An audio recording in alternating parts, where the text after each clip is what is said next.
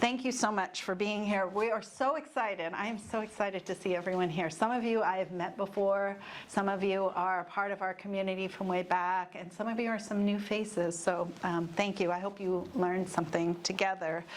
And I wanted to take a minute of gratitude for our community here at DSI, for whom we would not be doing this today. So if you can just give a little bit of a wave, or if you've been a part of DSI, yes, amazing. So thank you all for joining us if this is your first time here as well.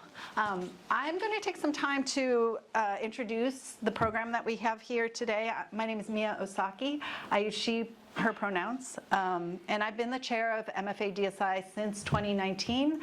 I've been teaching here since 2015, and I'm a designer, an educator, an advocate for health and care. I've worked with global companies, organizations, nonprofits, and communities for nearly 20 years, looking at the well-being of each of us and our connections that we have with each other. And I've seen the rise of technologies and media and changes and turmoil, and also I've seen communities stand up and really reach out to each other, and that's really center to the work that we're doing here. And so I thought maybe for fun, at DSI, our lived experiences, and I would say at SVA too, we really honor everyone's uniqueness and what we bring. So that's what makes the world interesting. And I hope that maybe you'll find some fun connections with my past. So I've been a printmaker. Have been an artist. I was a waitress. I was a florist. I was a bass player. I worked in DIY music. Worked for a record label for almost 10 years when there were vinyl and paste ups. And through these ripples and curves, I've learned about the things that bring people together, and the connections that we have in community, and breaking bread together, and listening to music, singing, dancing, gathering together, and being in conversation. So I believe that creativity in collaboration has power. And that is what we are really focused on tonight, is what do we do together. So if you've been in this space, you'll see we're asking you to participate and to bring your voices. So I hope that you will speak with each other and learn something about each other as well. I'm also a third generation Japanese American, which means that I have a lived history in the US concentration camps during World War II from my parents and my grandparents. And so care and activism for me is about support and concern, but it's also about justice and care. So social design is about how we care in this world, how we show up for each other, and how do we live towards a future where all of us can thrive. So that's where we'll start today. We'll take a minute, and I want you to think about your why. Why are you here? What's your purpose? What do you care about? So I hope you'll hold that as we go through this. This is our why that we'll share. So DSI, Design for Social Innovation, is the first MFA program in social design. It's the first 2-year program. It was founded by Cheryl Heller, an amazing visionary in this work. And Design for Social Innovation, as Cheryl Heller writes in her book, The Intergalactic Design Guide, that it is about our systems and how we grow the capacities for communities to reimagine new stories and new realities for ourselves. It's about transformation, and it's about change. And so we call our practice social design. I always tell the students, you probably won't find that in a job description. So, but we had to call it something. And I think that for us, there's a lot of power in defining our own pathways for ourselves. So social design is actually what we consider the design of systems and conditions and relationships, not always about the things themselves. And some of you who know me always talk about, like, we don't need more things. Like, really, we're up to here with things. So what are we going to do to figure out how the connections and our relationships actually make those things work better? So it's not just the design of the things themselves, and as Jenny Lin, one of our alums, talks about, it's the design of living systems with care.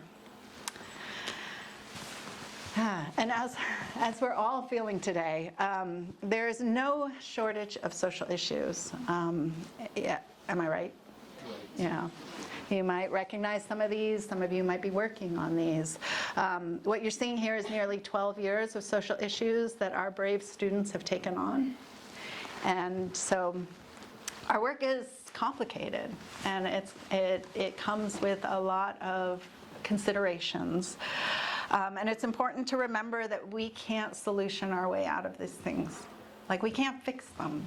These are, might be called wicked problems, but they are really, really deeply embedded problems.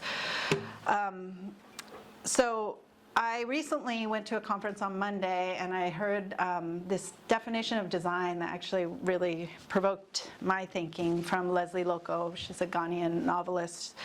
And she said, design is the belief and the desire for us to do better. Wow, so good. So design sparks opportunities for us to innovate, to create new models, ideas, new pathways, and interventions to address these big problems that are facing each of us today, our businesses, our institutions, our cities, our governments. And it's our shared values that help connect and guide our work. This is some work by Leslie Ann Noel, who's up at OCAD. I'm a huge hero. She's a huge mentor of my work. And she wrote this book called Design Social Change. And I wanted to share, that our work is really about this change that we do together. It's really about the who and the how. We resist the urge to grab onto a problem and try to fix it. That some of us who were raised with design we have that up here. So we're unlearning a little bit of this because, as Leslie Ann Noel says, what fun is it to start from problems? If we start from problems, we are probably going to end up more mired in problems because you just keep going deeper and deeper. So she challenges us to think from places of abundance, places of benefit. Like, what if we focused on the joy in our work? It would actually probably lead us somewhere quite different. So how does this frame help us imagine what this work can look like? And these are some examples of DSI projects that students have done. They're designing with and by communities rather than for. They're embracing complexity and all of its messiness. Some of the students here who are in what I call the messy middle, which is a really long time of the 2 years they're here, and about creating an optimistic frame for creative collaborations to design the future together. So thinking about that long list of problems, issues, social complexities, I just take it back down to care. This is what we do here.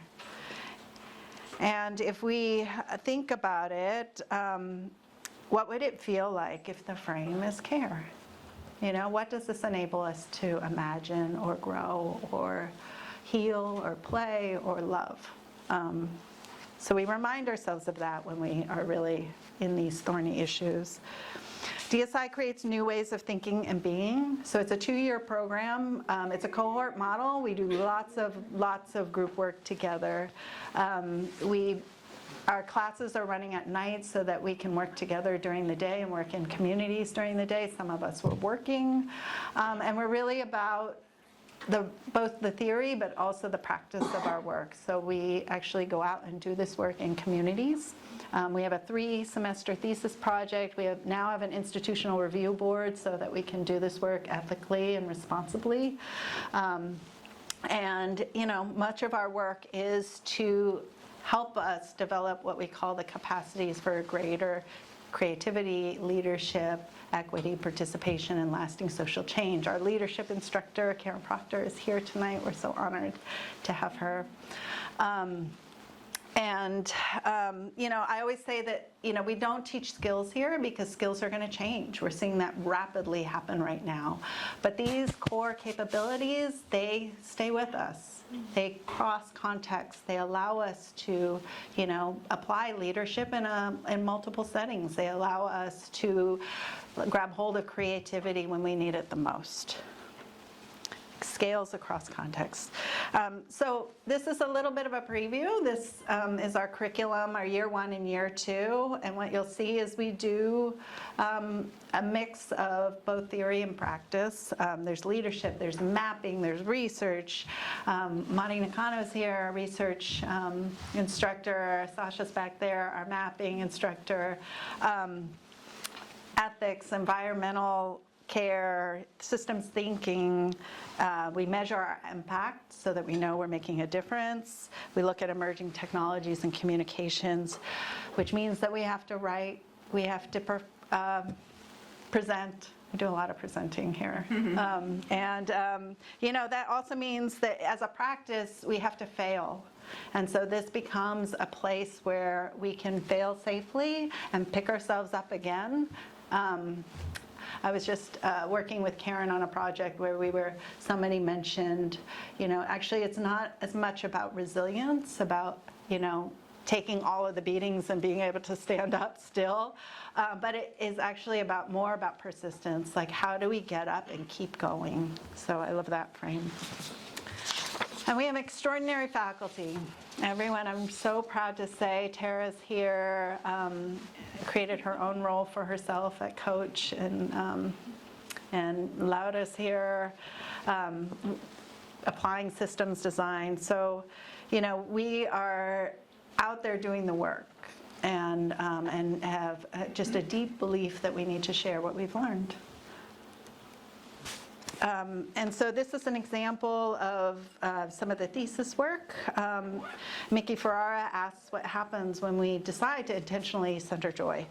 How do we bring care, not asking people to come to us like healthcare often does, but actually going out into the world to offer that in our streets, in our communities, in our schools. And she asked a very provocative question, that why are schools not designed with students? Whoa. So her project, joy.edu, she worked with the New York Department of Education, and she worked with multiple communities, and she's designing schools right now, which is amazing. So I hope what you'll see is that, this work is in part doing the work inside so that we can do the work outside. We talk about transforming ourselves before we transform the world. We lead ourselves before we lead others. And so, take away this quote by Grace Lee Boggs, this one that we live by. So I wanted to also show kind of what this work looks like. You might recognize some of these faces. We do a lot of work inside the studio together. We bring lecturers to come every week almost on Wednesday nights if you want to come, 6 o'clock. There's a room out which is traditionally our classroom that has some of the examples of the speakers that we've come. And this is the range. So this is Tia Gordon, who has a company called It's Electric that's looking at electric vehicle charging, to this amazing hyper-local recirculation, rehoming group called It's With Cues, where they ride their bicycles and they pick up your garbage and then they give it away to other people. To the Sanitation Foundation in New York City. So there's people that are doing this work in so many different ways, and I don't want any of you to think that we do our work, by process, by a step-by-step. Actually, we spend the time to listen and figure out how can this work be done differently. And we go into the community. This is a speaker named Deja Bellardo who works over at The Shed, if you know The Shed. It's an artist space. They're doing social impact work. So this work, again, is a reminder that the creative work we do is in collaboration always. And I think, Another part of our work is, how do we get closer? There's a term I love called proximity, and it's about us, really going to where the work is done. So in the leadership class, Karen has taken a group of students down to Montgomery, Alabama, so that we could understand leadership through the civil rights movement. It was incredible. We'll continue to do this. This is a class called Fast Track, which is a prototyping class, and it's really about making and getting your work out in the world. This is an organization called AWE, 4 A's and an H, and they just took their idea 3 years ago. They came back this year to share the good news that they've developed a 501c3. They're a nonprofit, and they're bringing art and design for Asian communities throughout New York and beyond now. This is work in our communication design class, which is in the open room here, which is all about looking at how communication shows up in our work through partnerships. And it'll just show you the kind of innovation that lives when we combine creativity to our work. This is Plus Pool. They're creating a floating pool on the East River that self-filters the water. Wow, it is 12 years in the making, and so we've been working with them to now teach students young people about water quality and the importance of clean water. They also built a first free swim school because they realized they couldn't build a pool unless they had people who could swim. And then if you have swimmers, you also have lifeguards. So they've also have developed a lifeguard training. And then lastly, I think one of the benefits of being in New York City is that New York City is our classroom, and it's the richest, most beautiful, rich in the diversity and the range of people and issues here. We've been working with Montefiore Hospital and on advocacy work with their physicians, so you'll see that work over in the open room, looking at issues like environmental health and housing justice and food sovereignty for the Bronx neighborhoods. And this is work that the doctors the residents and DSI students, Ale is here, participated in this work with Loving the Bronx, the community-based organization. One of their initiatives is to look at this cross-Bronx expressway that's divided the Bronx for over 40, 50 years and polluted so that the Bronx has some of the most devastating health outcomes in all of our boroughs, and reimagining it to think, what if we put actually green spaces over part of what they call capping the Cross-Bronx Expressway. This work is out in the world now. It's been 4 years in the making, so if you want to come and see it, the Center for Architecture has Ali and the other students' work up on display until March 2026. And lastly, I just have to tell you, the biggest question I get as chair is, what am I going to do after DSI? And I am so proud of our alums. Bruno's here, Amer is here, Ale's here to share that they're making this work happen in unexpected places that maybe you didn't imagine social impact work could be done, and it's not easy. But again, I think what we believe is that having this capacity, you can go many, many places. So this beautiful African proverb that Karen shared with me, I wanted to share with you. Tomorrow belongs to the people who prepare for it today.